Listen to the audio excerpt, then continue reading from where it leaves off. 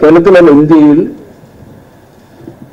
ഒരു വലിയ സംരംഭത്തെ സംരക്ഷിക്കാൻ വേണ്ടിയുള്ള ഒരു കർമ്മം നിർവഹിക്കുന്ന ഒരു വലിയ ചടങ്ങ് നാളെ നടക്കുക. അതങ്ങനെ ഞാൻ പറയാൻ കാരണം, കേരളത്തിൽ ഏകദേശം 217 സമുദായങ്ങൾ ഉൾക്കൊള്ളുന്ന ഒരു OBC വിഭാഗമാണ് OBC. പക്ഷേ ഇന്ന് ഈ OBC വിഭാഗത്തെ പല സമുദായങ്ങളിലും ജാതിയിലും മതത്തിലും രാഷ്ട്രീയത്തിലും കൂട്ടിക്കെട്ടി ഈ OBC വിഭാഗത്തിലുള്ള സംവരണം പോലുള്ള അവർക്ക് അർഹതയുള്ള ആനുകൂല്യങ്ങൾ വിവിധ സാഹചര്യങ്ങളിൽ വിവിധ വിഭാഗങ്ങൾ വിവിധ സമുദായങ്ങൾ കവർന്നെടുക്കുന്ന ഒരു സാഹചര്യമുണ്ട്. അപ്പോ ഞങ്ങൾ ഉദ്ദേശിക്കുക, കേരളത്തിൽ OBC വിഭാഗത്തിൽപ്പെട്ടവർ ഏത് സമുദായത്തിലുള്ളവരായാലും അവർ ഒരു വിഭാഗത്തിലുള്ളവരാണ്. അവരെ മുഴുവനായി ഒരു കുടക്കീഴിൽ അണിനിരത്തിക്കൊണ്ട് അവർക്ക് ആവശ്യമായ ഒരു രക്ഷാകവചം തീർത്തെടുക്കുവാൻ വേണ്ടി, അല്ലെങ്കിൽ അവർക്ക് നഷ്ടപ്പെട്ടു പോയ ആനുകൂല്യങ്ങൾ സംരക്ഷിച്ചെടുക്കുവാൻ വേണ്ടി അവരെ ഒന്ന് കൂട്ടിയോജിപ്പിച്ചുകൊണ്ട് കർമ്മനിരതരാക്കിക്കൊണ്ട് അവർക്ക് അർഹതയുള്ളത് നേടിയെടുക്കുവാനും പരിരക്ഷിക്കുവാനും വേണ്ടിയാണ് നമ്മളിങ്ങനെ ഒരു ആൾ ഇന്ത്യ OBC മഹാജന സംഘം എന്ന ഒരു സംഘടനയ്ക്ക് തന്നെ നമ്മൾ രൂപം കൊടുത്തിട്ടുള്ളത്. അതിൽ പ്രധാനമായി നമ്മൾ ഉദ്ദേശിക്കുക, ഇപ്പൊ മുന്നിൽ നിൽക്കുന്ന കുറെ ആളുകളുണ്ട്. OBCയിൽ മുന്നിൽ സംവരണ ആനുകൂല്യങ്ങൾ കൂടുതൽ വാങ്ങുന്നവർ, വിദ്യാഭ്യാസ സംവരണത്തിലൂടെ ഉദ്യോഗം നേടിയവർ, അതിലൂടെ സാമ്പത്തികമായി മുന്നോക്കം നിൽക്കുന്ന ആളുകളും OBC വിഭാഗത്തിൽപ്പെട്ടവരുണ്ട്.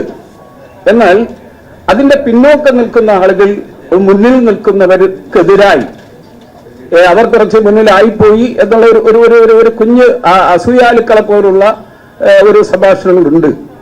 അപ്പോ അതല്ല, ഏറ്റവും താഴെത്തട്ടിലുള്ളവരെയും മുന്നിൽ നിൽക്കുന്ന നമ്മുടെ OBC വിഭാഗത്തിൽപ്പെട്ട സഹോദരങ്ങളുടെ ശക്തി കൂടി സംഭരിച്ചുകൊണ്ട് അവരെ സമൂഹത്തിന്റെ മുഖ്യധാരയിലേക്ക് ഉയർത്തിക്കൊണ്ടുവരുവാനുള്ള ഒരു സംരംഭമാണ് ആൾ ഇന്ത്യ OBC മഹാജന സംഘം. അപ്പൊ നാളെ ഇവിടെ പ്രസ് ക്ലബിൽ താഴെ വെച്ച് തന്നെ ശിവഗിരി മഠാധിപതി അതിന്റെ ഉദ്ഘാടനം നിർവഹിക്കുക.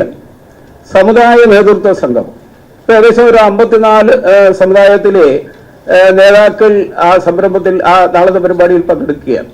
നമ്മൾ അതുകൊണ്ട് ഉദ്ദേശിക്കുക, വിവിധ ആവശ്യങ്ങൾ വിവിധ വിഭാഗങ്ങളിൽ സമുദായത്തിലെ വിവിധ ഭാഗങ്ങളുണ്ട്, അവരുടെ നിരവധിയായ ആവശ്യങ്ങളുണ്ട്. ആ ആവശ്യങ്ങൾ എന്താണെന്ന് പഠിച്ചുകൊണ്ട് OBC വിഭാഗം ഒരുമിച്ച് നിന്നുകൊണ്ട് ആ ആവശ്യത്തെ നേടിയെടുക്കുവാനുള്ള ഒരു ശക്തിയെ ആർജിച്ചെടുക്കുവാനുള്ള ഒരു കൂടുകൂട്ടൽ പ്രക്രിയ എന്ന് പറയും. അതാണ് നമ്മൾ ഉദ്ദേശിക്കുക. പിന്നെ നമ്മൾ നിങ്ങളുടെ കയ്യിൽ തന്നിട്ടുള്ള ആ പ്രസിദ്ധീകരിൽ തന്നെ നമ്മൾ പറഞ്ഞിട്ടുണ്ട് ഒരു ന്യായമായ ഒരു 8-9 ആവശ്യങ്ങൾ. ആ ആവശ്യങ്ങൾ നമ്മളൊരു 2.5 വർഷക്കാലം കൊണ്ട് അതിന്റെ പൂർത്തീകരണത്തിലേക്കുള്ള പ്രവർത്തനത്തെ ചിട്ടപ്പെടുത്തുവാൻ വേണ്ടിയുള്ള ഭഗീര പ്രയത്നം നടത്തുകയാണ്. അതിനെ ചിട്ടപ്പെടുത്തിക്കൊണ്ട് ഈ OBC വിഭാഗത്തെ സമുദായമായും പിന്നെ മതരാഷ്ട്രീയങ്ങൾ ഇടപെട്ടുകൊണ്ടും അത് അതിന്റെ മേധാവിത്വം രാഷ്ട്രീയ പാർട്ടികൾ ഏറ്റെടുത്തുകൊണ്ടും ഇവരെ ഭിന്നിപ്പിച്ച് സത്യത്തിൽ അതിന്റെ അടിത്തട്ട് പരിശോധിച്ച് നോക്കിയാൽ ഈ OBC വിഭാഗത്തെ പല തട്ടുകളിലാക്കി ജാതിയുടെയും മതത്തിന്റെയും രാഷ്ട്രീയത്തിന്റെയും ചങ്ങലയ്ക്ക് പൂട്ടി ഇവരുടെ അവകാശങ്ങൾ നിഷേധിക്കപ്പെടുന്ന ഒരു സാഹചര്യം നിലവിലുണ്ട്.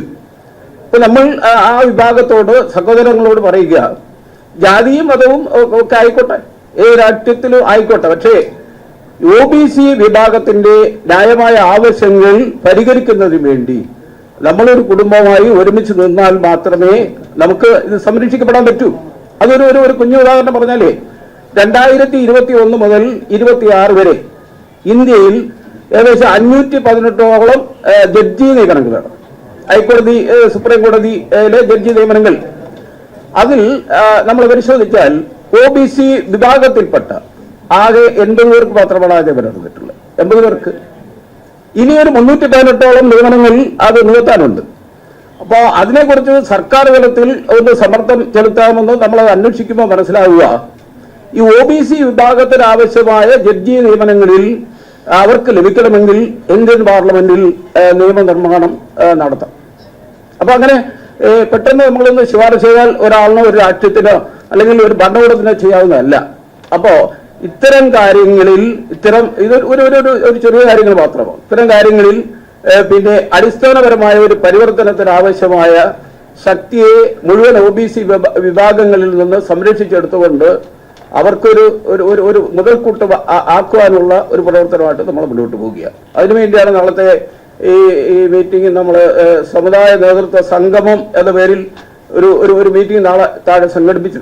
അതിന്റെ പ്രധാന ഉദ്ദേശം ഇതാണ്: OBC പെട്ടവർ ഏത് പിന്നെ വിഭാഗത്തിലോ ജാതിയിലോ മതത്തിലോ ആയാലും OBC വിഭാഗത്തിൽ ഇന്ന് സർക്കാർ അംഗീകരിച്ചിട്ടുള്ളത്, നമ്മൾ മനസ്സിലാക്കിയിട്ടുള്ളത്, നമുക്ക് കിട്ടിയിട്ടുള്ള വിവരം അനുസരിച്ച് 217 വിഭാഗങ്ങൾ വരികയാണ്.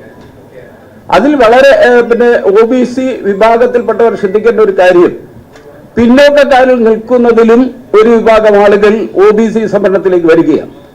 അത് മറ്റേതെങ്കിലും ഒരു വിഭാഗത്തിന്റെ പേര് പറഞ്ഞിങ്ങോട്ട് വന്ന് സംവരണം വാങ്ങുകയാണ്. ഇനി ഏറ്റവും ശ്രേഷ്ഠമായി മുന്നിൽ നിൽക്കുന്ന ബ്രാഹ്മണ സമുദായത്തിൽപ്പെട്ടവർ പോലും വിവിധ വിഭാഗങ്ങളിൽപ്പെട്ടവരാണെന്ന് OBC സംവരണം വാങ്ങുന്നതായിട്ടുള്ള കാര്യങ്ങൾ മനസ്സിലാവുകയാണ്. ഇങ്ങനെ OBCക്ക് അർഹതപ്പെട്ടത് മറ്റു പല തലങ്ങളിലും പിന്നെ തട്ടിയെടുക്കുക അല്ലെങ്കിൽ കവർന്നെടുത്ത് കൊണ്ടുപോകുന്ന ഒരു സാഹചര്യം ഉണ്ടായി. ഇപ്പൊ 215 നിന്ന് 2 വിഭാഗത്തെ കൂടെ ഇതിനുള്ളിലേക്ക് കൂട്ടിച്ചേർത്തു. അത് കൂട്ടിച്ചേർക്കുന്നതിന് ഗവൺമെന്റിന്റെ സമർത്ഥങ്ങളിൽ ഗവൺമെന്റ് നിർദ്ദേശിക്കുന്ന 2 കൂട്ടം കൂടെ കൂട്ടിച്ചേർത്തു. പക്ഷെ അവരുടെ പിന്നെ അടിസ്ഥാനപരമായ ജീവിത സാഹചര്യങ്ങൾ എന്തെന്നോ അവർ OBCയിൽപ്പെട്ടവരാണെന്ന് അവരെ ഡേറ്റ പരിശോധിച്ചിട്ടില്ല. പക്ഷെ ആ 2 ആളെ കൂടെ കൂട്ടിച്ചേർത്തു. അപ്പൊ 215 നിന്ന് 17ലേക്ക് വരികയാണ്. അപ്പൊ ഈ 2 ആളുകൾക്കും കൂടി OBCയുടെ ഈ സംവരണം കൊടുക്കുകയാണ്. പക്ഷെ ഇത് കൊടുക്കുന്നതിന് മുമ്പ് ആരാ എന്താന്നുള്ള ഏതൊരു നടപടി നടത്തിയിട്ടില്ല. സർക്കാർ നിർദ്ദേശിച്ച് കൊടുക്കുകയെ സർക്കാർ കാലാകാലങ്ങളിൽ നിന്ന് സർക്കാരിന് വോട്ടിന്റെ ലാഭം കൊണ്ട് അവരുടെ മേൽ ഏതെങ്കിലും സമുദായ സംഘടനകൾ സമ്മർദ്ദം ചെലുത്തുമ്പോൾ ആ സമ്മർദ്ദത്തിന് വഴങ്ങിക്കൊണ്ട് അവരെ കൂടെ ഉൾപ്പെടുത്തുകയാണ്. അപ്പൊ ഇങ്ങനെ OBCക്ക് അർഹതപ്പെട്ടത് പല മേഖലകളിൽ നിന്നും പിടിച്ചെടുക്കുന്ന അല്ലെങ്കിൽ പിടിച്ചു പറിക്കുന്ന ഒരു സംവിധാനമുണ്ട്. അതിനൊരു പരിസമാപ്തി, അതിന്റെ മോചനത്തിലേക്ക് വേണ്ടിയാണ് നാളത്തെ ഈ നേതൃത്വ സമുദായ സംഗമം നമ്മളിവിടെ സംഘടിപ്പിച്ചിരിക്കുക. ഈ 1947 എന്ന മാനദണ്ഡം ഗവൺമെന്റ് എടുത്തു കളയണമെന്ന് സർക്കാരിന് മേൽ സമ്മർദ്ദം ചെലുത്തിയത് അവിടുത്തെ മത നേതാക്കളെ പക്ഷെ എടുത്തു കളഞ്ഞു. പക്ഷേ അതിനുള്ളിലുള്ള ചതി ഈ 1947 മുമ്പിൽ ലത്തീനാണെന്ന് തെളിയിക്കുന്ന സർട്ടിഫിക്കറ്റ് കൊടുക്കേണ്ടത് രൂപത അധ്യക്ഷന്മാരാണ്. അപ്പൊ അവിടെയും ഈ OBC ആരെന്ന് നിശ്ചയിക്കുവാനുള്ള അധികാരം ഈ മതസംഘടനകൾക്ക് കേന്ദ്രീകരിക്കുക.